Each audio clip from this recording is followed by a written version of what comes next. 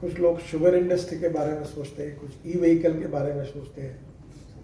अलग अलग कंपार्टमेंट बने हुए हैं। वैसे मेरा आप सब लोगों को सुझाव है कि आप सब लोग अल्टरनेटिव फ्यूल, पेट्रोल, डीजल और गैस को छोड़कर बाकी सब लोग एक होकर अगर हम अपनी नीतियों को ठीक प्रकार से प्रेजेंट करेंगे तो उसमें हमारा सबका बहुत बड़ा फायदा होगा। एक इम्पोर्टेंट चीज ये है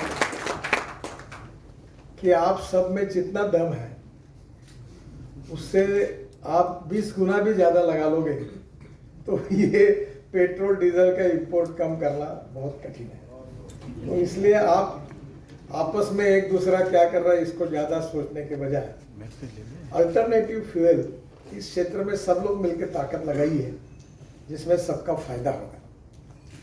हमारा total energy export 15 lakh crore का है। इसमें कोल है, पेट्रोल है, डीजल है, गैस है।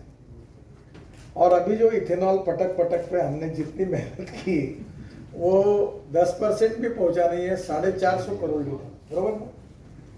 450 करोड़ लीटर यानी मुश्किल से 20,000 करोड़ का भी नहीं हुआ। प्रॉब्लम हमारी उचित प्रेजेंटेशन की आवश्यकता है। अब जब इथेनॉल के लिए बैंक से लोन नहीं मिल रहा था तो हमारे एसोसिएशन ने प्रस्ताव लाया कि जैसे पावर परचेस एग्रीमेंट होता है वैसे इथेनॉल परचेस एग्रीमेंट होना चाहिए। तो हम लोगों ने बैंकों को कहा कि करो। अब कोई अच्छा काम करने से उसका फायदा होने के वजह नुकसान ज्यादा होता है। फिर अधिकारी बैठ गए, कोटा बांटने लगे, कौन से राज्य को कितना मिलेगा, जबकि इथेनॉल में आपकी जितनी 4 जनरेशन भी पैदा करेगी इतना इथेनॉल तो भी कमी है। अब ये सोचने लगे कि हमको PPA power ethanol purchase agreement नहीं हुआ तो बैंक फाइनेंस नहीं दे रही।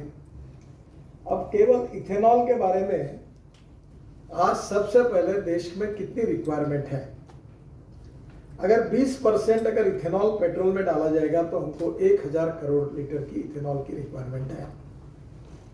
और 1000 करोड़ लीटर मुझे नहीं लगता कि 3-4 साल में हम दे पाएंगे।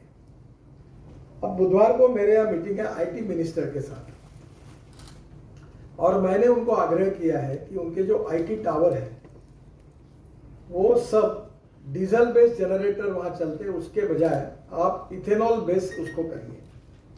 और मैंने जनरेटर कंपनियों के साथ बात की कि इसकी एक किट वो देंगे तो डीजल जनरेटर का कन्वर्शन इथेनॉल पे हो जाएगा। तो उनकी रिक्वायरमेंट है 2000 करोड़ लीटर। अगर ये करेंगे तो उनको लगेगा। फिर उसके बाद में मैंने 2 महीने पहले एडवाइजरी दी है कि पेट्रोल के बजाय 100% इथेनॉल यूज होगा फ्लेक्स इंजन। फ्लेक्स इंजन का मतलब यह है जो ब्राजील, कनाडा और यूएसए में है कि 100% पेट्रोल के बजाय 100% बायो इथेनॉल यूज होगा। इसमें टोयोटो ने जो उनके प्रोडक्ट्स आए वो और अच्छे हैं। कैमरी करके उनकी गाड़ी थी, वो 40% बिजली पर चलती थी और 60% पेट्रोल पे चलती थी और पेट्रोल पे चलते चलते बिजली तैयार करती थी। तो उन्होंने वही मॉडल फ्लेक्स इंजन में तैयार किया है कि 100% बायो इथेनॉल डालना पेट्रोल के बजाय, और वो बिजली तैयार करेगी तो 40% बिजली और 60% इथेनॉल। ये फ्लेक्स इंजन वाली बात है जिसको टोयोटो, हुंडई, सुजुकी और 4-5 कंपनियों ने मुझे कहा है कि हम 6 महीने के अंदर, मैंने कहा उनको कि आपकी गाड़ियां लाइए। 2 व्हीलर में टीवीएस, बजाज और हीरो तीनों की स्कूटर फ्लेक्स इंजन पे आ गई है।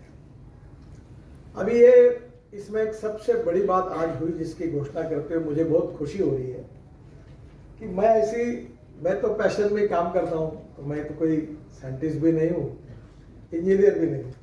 तो मैंने कहीं पढ़ा कि रशिया में इथेनॉल की कैलोरिक वैल्यू पेट्रोल के कैलोरिक वैल्यू के बराबर की गई है। तो मैं पीछे पड़ा और मैंने वहाँ से हमारे एक रिटायर्ड प्रोफेसर प्रिंसिपल थे ऑर्गेनिक केमिस्ट्री के, मेरे मित्र थे हेमंत जानबेकर, उनको उसके पीछे लगाया और उनको देश में लाया। फिर मैंने कोई इथेनॉल की बात होती तो प्राज वालों को कहा, उनको लगा, उन्होंने कहा कि ये तो संभव नहीं लगता, और मैंने पीछा नहीं छोड़ा। हाँ जी बता फिर इंडियन ऑयल के चेयरमैन वैद्य साहब को और हमारे यहाँ के फरीदाबाद के जो है रिसर्च करने वाले क्या नाम, डॉक्टर राम कुमार सर अच्छे व्यक्ति है, दोनों को बुलाया। उन्होंने भी मन में सोचा कि ये होने वाला नहीं है, पर मेरे को नहीं बोल नहीं सकते थे, तो मैंने उनको प्रेजेंटेशन देकर बोला आप ट्रायल तो करके देखिए। तो फरीदाबाद में 3 महीने ट्रायल हुई। अब वैद्य साहब ने और राम जो डायरेक्टर है इन्होंने मुझे बताया कि हमारी ट्रायल सक्सेसफुल हो गई, अब इथेनॉल की कैलोरिक वैल्यू पेट्रोल के बराबर आ गई है प्रयोग यशस्वी। ये जो हमारे ऑटोमोबाइल वाले चिल्लाते थे कि भाई हमारा एवरेज कम हो रहा, नुकसान हो रहा, वो प्रॉब्लम सॉल्व हो गया और अब इंडियन ऑयल ने उसको एक्सेप्ट कर लिया। अब उनका कहना है कि सीएम को एक बार दिखाया। मैंने कहा आपने प्रूवन किया तो सीएम फिर से ट्रायल लेने की आवश्यकता तो नहीं है, फिर भी लगता है तो वो भी कर लें। अभी इसका मतलब ऐसा है कि इथेनॉल की कैलोरिक वैल्यू पेट्रोल के बराबर हो गई और फ्लेक्स इंजन अगर आएंगे तो इसमें एक अड़चन है जो मैं आपको अनुरोध करूंगा कि आप लोग साइलोज में काम करने के कारण आपकी स्ट्रेंथ बराबर नहीं आ पाती, प्रेजेंटेशन ठीक नहीं हो पाता। अभी उसमें प्रॉब्लम ये आया है कि पीछे पढ़ के मैंने इथेनॉल के पंप के लिए परमिशन देने के लिए कैबिनेट में नोट मंजूर हुई। वो नोट जब मंजूर हुई उस ऐसी आई है कि पेट्रोल डीजल के साथ ये अनिवार्य होगा कि बायोफ्यूल का भी रहना चाहिए। अब वो ये नया एक्सपीरियंस है, अब ये सब मंजूर हो गए, हमें याद ही नहीं आया। अब इथेनॉल पंप को लेने के लिए Indian Oil, Bharat Petroleum, Reliance, Nayara ये सब कंपनी आए, तो उसको अगर हमारे शुगर फैक्ट्री वाला जाएगा पंप डालने के लिए तो उसका कहना है कि 25 करोड़ की बैंक गारंटी चाहिए तब वो कंपनी को मान्यता मिलेगी। अब ये 25 करोड़ वाला शुगर वाला कहा देगा, वो तो 25,000 का दे नहीं सकता, ऐसी स्थिति है। तो 25 करोड़ का देना है पहले प्रॉब्लम। तो वो प्रॉब्लम अभी मेरी पेट्रोलियम मंत्री से बात हुई है कि इथेनॉल के लिए पेट्रोल पंप डालने के लिए अगर कॉमन करना है तो ये कंडीशन जो है ये उपयोगी नहीं है।